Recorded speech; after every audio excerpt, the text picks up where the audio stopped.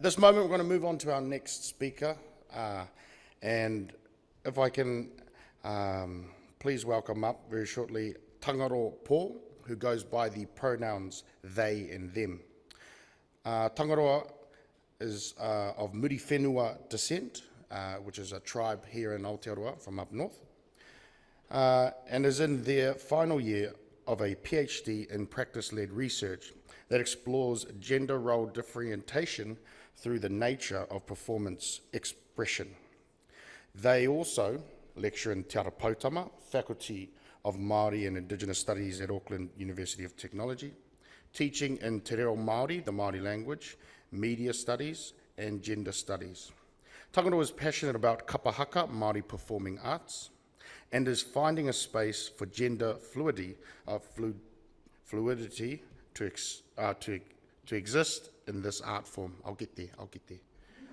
E te iwi, ho mai te piki paki, Tangaroa Paora.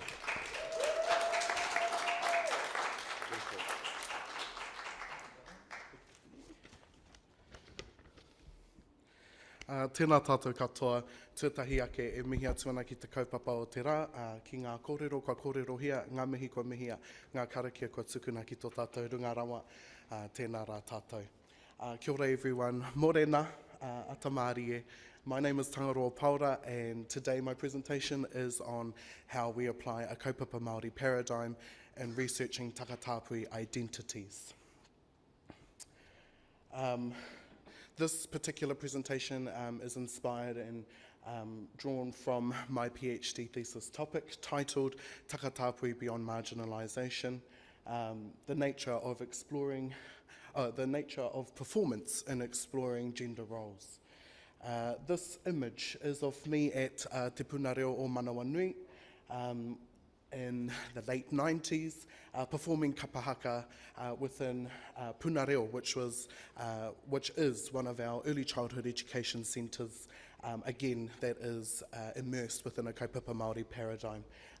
If you can't tell, I'm the little one up the front performing in front of the girls, showing them how to do it correctly.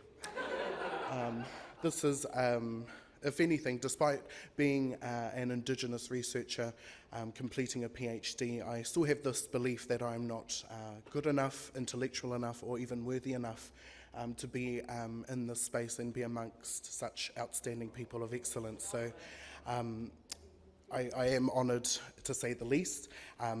I do, however, believe that my experience is not an unfamiliar one, and if anything, it is a story, it is an experience that has been pushed aside, abused, and even broken into fragments, hoping that I would subsume myself into the idea of what I should be in life. In saying that, I am Māori, I am takatāpui, but I am just Tangaroa. My research question for my thesis is how might an artistic reconsideration of gender role differentiation shape new forms of Māori performative expression? And ultimately, this presentation is about the research component of this PhD, and ultimately this entails 9 participants, 2 interviews, a photo shoot, and from that particular research component, I write a poem based off what the interviews have been collected. This research is guided and protected by a kaupapa Māori paradigm that is upheld by 5 mātāpono, or principles. And they are: he kanohi kitea, a face seen is appreciated; titiro whakarongo kōrero, to listen, to look, to listen, and to speak. Manaakitanga, when we share and host people, being generous. Kia tūpato, to being cautious. And finally, kaua e takahi I te mana o te tangata, avoiding the trampling on the mana of my participants. Before we jump into that, I just want to highlight a couple of key words.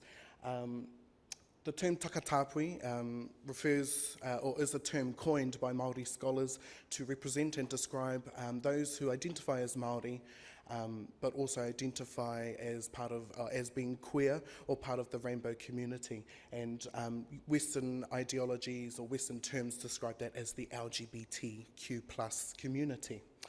Whānau is a big thing within Te Ao Māori, and I'm sure across all Indigenous cultures.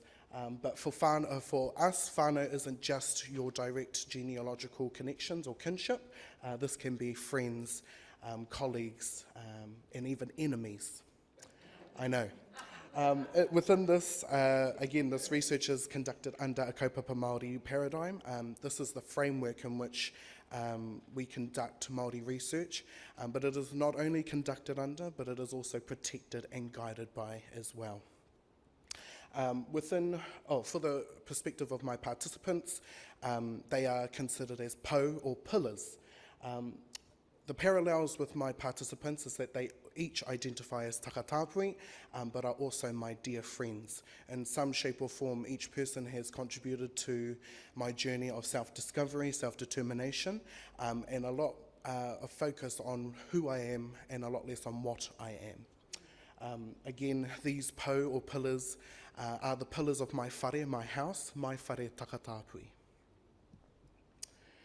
My first principle, he kanohi kitea. So face-to-face interviews is a common data collection approach, but with he kanohi kitea, in its practice, it's a lot more deeper.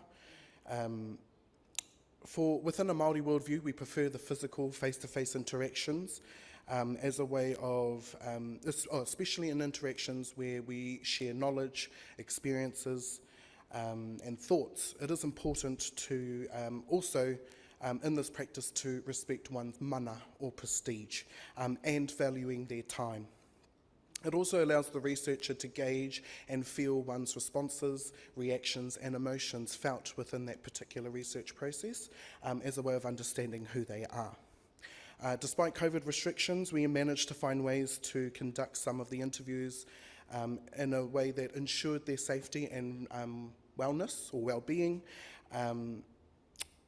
but also maintaining that aspect of kanohi kitea when exhuming discussions about self. And the best way to do it at that time was through Zoom meetings, as we've gathered here today. Even during a time where research had stopped, I was still able to carry on with parts of that research because we were able to do a kaitahi beforehand, and I'll explain that as we progress through. A little bit earlier in the processes, and that allowed us to sort of build the foundation or set the foundation for the research. Ultimately, presence is the most important thing, and not just through interactions and interviews, but through the entire process to ensure that the willingness of participants were valued, appreciated and acknowledged, but also to be cared for. My next principle, titiro whakarongo kōrero, to look, to listen, and to speak. At one point, each of us involved in the photo shoot shared words of wisdom, bells of laughter, moments of vulnerability, and time to experience each other's true form. We all came away from it feeling a lot more enlightened about our identity as human beings in this world. Not just participants, but crew, collaboration team, and so on. It was truly an honour to be in that space together. The third one is manaakitanga. If anything, it's the biggest one in the Māori world when we come to being able to practice manaakitanga as a Māori culture. And the easiest way to do that is through kai or kaitahi, sharing of food. We were able to do a kaitahi the night before one of our photo shoots, which in a Māori practice is very traditional in custom, but evolutionary delicious, with the introductions of desserts and what we call leftovers the next day. From this gathering, it gave us the opportunity to come together and share space and have an introduction to each other and to the kaupapa of this research as a way of getting everyone to understand our approach and the reason for this research, as a way of coming together and sharing that shared focus and united front. Manaakitanga is always about looking after and ensuring your guests are well looked after from start to end. The next one is kaua e takahi i te mana o te tangata. So other than sharing food, the utmost important thing when interacting with any human is respecting them and their way of being. Ensuring not to trample on one's mana is not only to ensure that theirs is intact, but to preserve your own and if anything, increase your own mana. The invitation for participants to partake in this research involved them understanding two concepts, or a concept of two photo shoots. The first photo shoot to capture how they pass in this world, and the second showing us their true authentic form. And who they truly are. I suggested for their first shoot an all-black outfit, and none of them did exactly that. But why should I tell people who are naturally colourful in this world to dress in all black?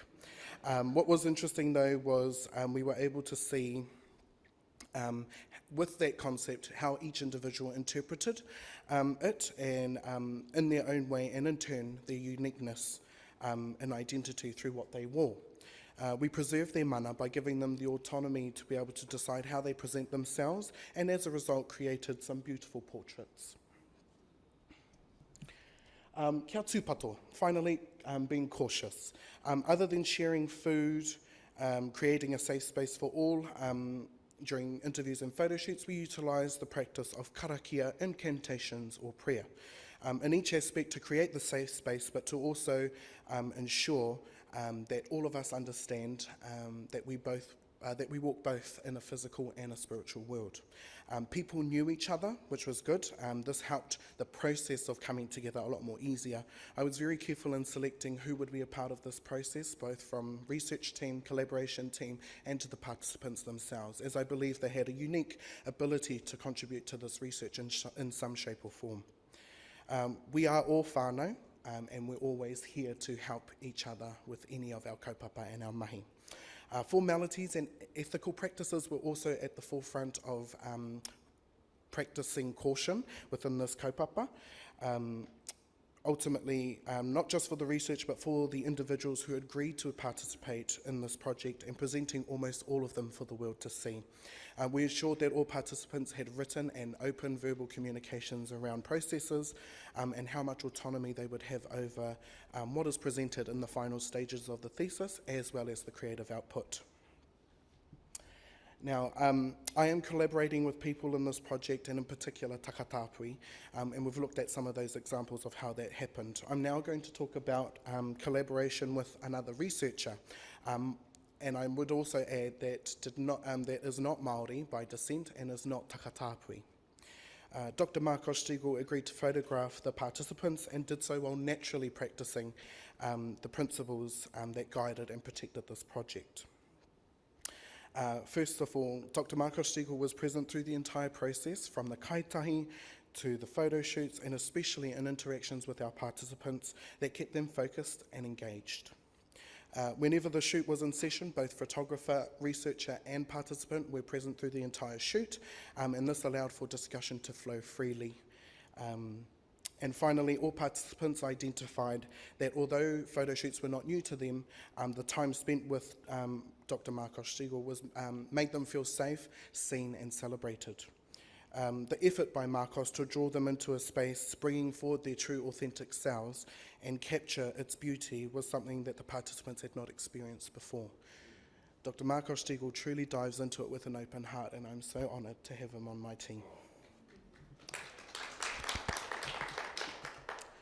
I'm now going to read one of the poems that was inspired by one of our participants, and his portraits are displayed on the right-hand side.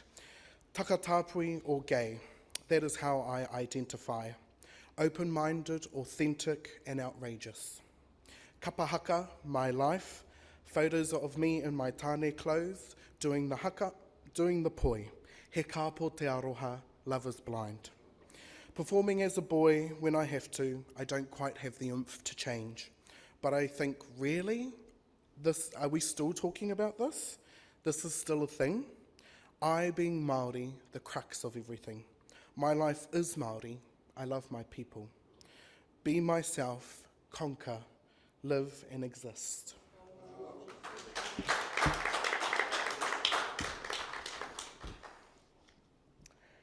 Now, finally, I now refer back to the idea of how do we express identity in a way that is not understood in a Western binary, but rather seen through the idea of being takatāpui.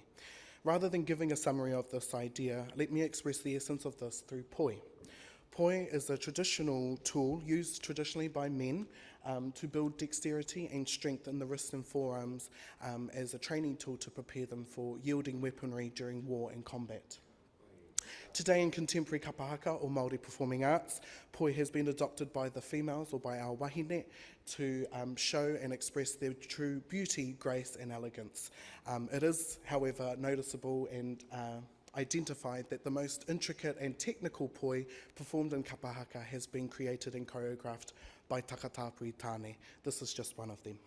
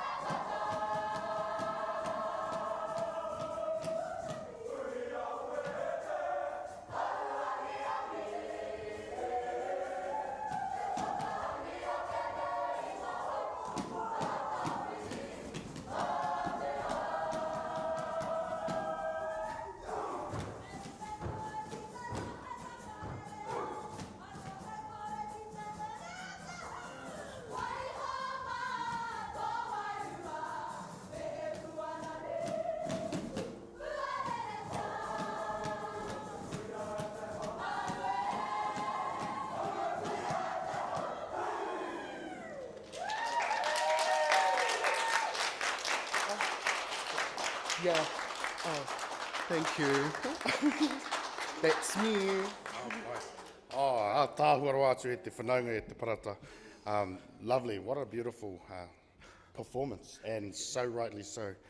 Tangaroa, I have a question here from Brazil that has been translated, and so I'll read it out and then you answer the best way. So, in general, how does the concept of family, or in Māori, whānau, embrace Māori culture as part of the takatāpui, the LGBT community? Is there an understanding and support? Is there discrimination? How do people relate to this in the Māori community? Tēnā koe. Thank you to whoever answered that pātai. Ultimately, within a kaupapa Māori understanding and concept, whānau is not dictated by your sexuality. If anything, you're Māori first and foremost, and that is the only thing that qualifies you to have to be Māori and be part of the whānau, the wider whānau. For takatāpui, we have in the past experienced discrimination and continue to still experience that to some extent in today's age. However, during a time when takatāpui was not truly accepted within the Western society and within our own society as Māori as well, we escaped to the cities, to the suburbs as a way of creating their own whānau to protect, to care and to look after each other. That is an experience of my kaumātua and kuia who are takatāpui, who have gone through that journey of survival. And now we're trying to progress that into where our takatāpui people thrive. So, yeah, and that is the idea of what it means to be whānau. Kia ora. That's me. Oh, sorry, you have to come back there. This just in from Brazil. And you can have a wai Māori. So the next question, my friend. How can Māori and non-Māori communities collaborate and share knowledge in favour of a harmonious coexistence among all people, regardless of gender identities? He pātai nui tēnā. Ai, pātai tino nui. That is a great question. If anything, it's just being present. Sometimes we don't need you to stand in front of us and take the hits. Sometimes we just need to know that you're there to support us when we are the ones getting hit. But that is, again, isn't an uncommon practice for Māori. Māori always become that united front when one of our own are experiencing some form of pain or discrimination.